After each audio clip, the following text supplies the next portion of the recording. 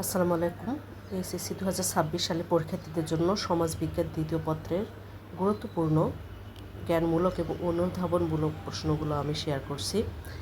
এখান থেকে বিগত সালের আসা কোশ্চেনগুলো এবং টেস্ট পরীক্ষার বিভিন্ন কলেজের আলোকে আমি সাজেশনটা সাজিয়েছি। তো চলা শুরু করা যাক।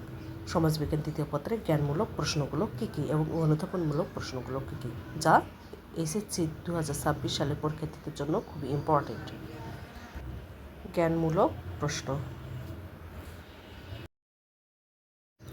তৃতীয় অধ্যায়, প্রত্নতত্ত্বের ভিত্তিতে বাংলাদেশের সমাজ ও সভ্যতা।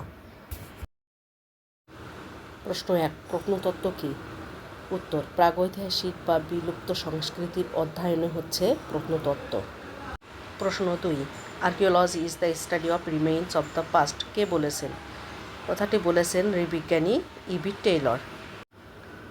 প্রশ্ন 3, জাভা মানব কোন যুগের অধিবাসী? উত্তর, প্রাথমিক পর্যায় বা নিম্ন প্রাচীন প্রস্তর যুগের অধিবাসী। প্রশ্ন 4, পিকিং মানব কোন যুগের অধিবাসী? পিকিং মানব প্রাথমিক পর্যায় বা প্রাচীন প্রস্তর যুগের অধিবাসী।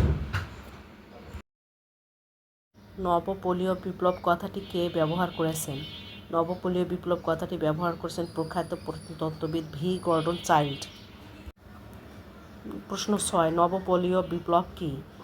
উত্তর, নবপ্রস্তর যুগে সংঘটিত সমাজ ও সভ্যতার বৈপ্লবিক অগ্রগতি হচ্ছে নবপলীয় বিপ্লব।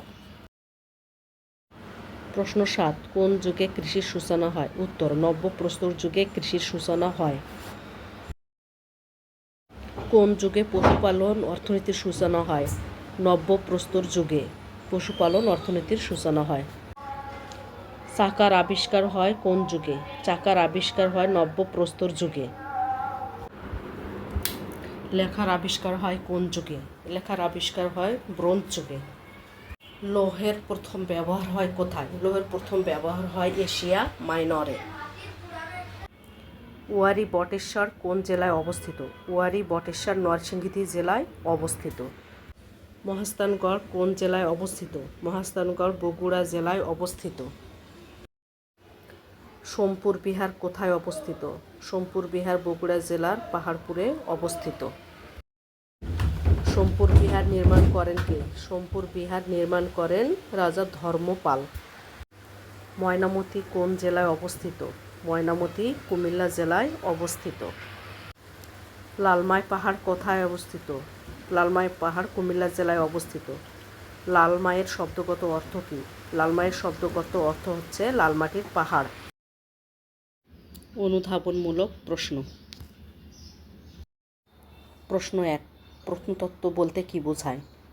সাহিত্য কিভাবে প্রত্নতত্ত্বের উৎস ব্যাখ্যা করো। প্রশ্ন 3, প্রত্নতত্ত্বের উৎস হিসাবে স্মৃতিফলকের ভূমিকা ব্যাখ্যা করো।